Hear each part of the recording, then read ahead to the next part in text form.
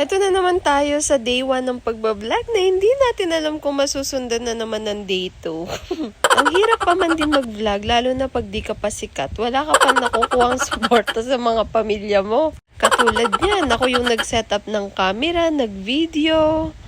Ako lahat yan, mga sis.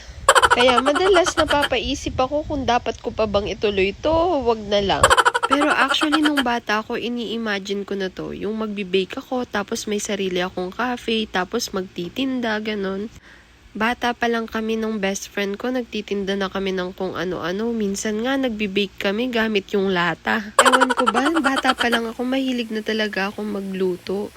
Tuwing nga nagluluto yung mama ko noon, sumasampa pa ako sa lababo tapos pinapanood ko lang siya. Puro abro lang naman yung alam niyang lutuin. Malay niyo soon, yung pakbit recipe naman ni mama yung ituro ko sa inyo. Gusto niyo ba yun? Tuturuan ko sana kayo kung paano to gawin, pero sa susunod na vlog na lang. Medyo mahirap kasing gawin tong bread na to, unlike sa cookies, brownies, madami masyadong procedure to, like palaging nagpapahinga yung tinapay. Sana may pahinga. Kanina naisip ko, sana ASMR na lang to. Kaya lang, nung pakikinggan ko yung background, ang daming nangyayari sa paligid. Tapos sigaw ako ng sigaw. Kaya napa-voice over na lang tuloy ako. Ang hirap nga mag-voice over ngayon. Gusto na nga manood ng Netflix ni Love. Kaya lang sabi ko, patapusin muna ako.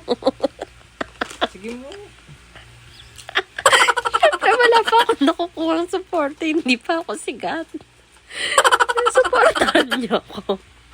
Pero pag nag-voice over ako, mamaya na lang sila manood ng Netflix. Ang hirap kaya mag-voice over. Kaya ayan, panoorin nyo na lang ako paano guntingin tong mga hotdog at tinapay. Siguro sa susunod na voice over natin, medyo maayos na.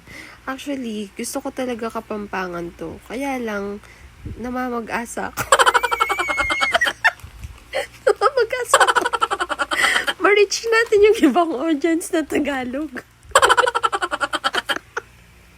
Pwede na muna tong voice over na to kasi tinitignan na nila ako ng masama. Supportan niyo ako. Para matapos yung voice over. Yun lang muna. Sige, panoorin nyo na lang tong mga susunod na clip.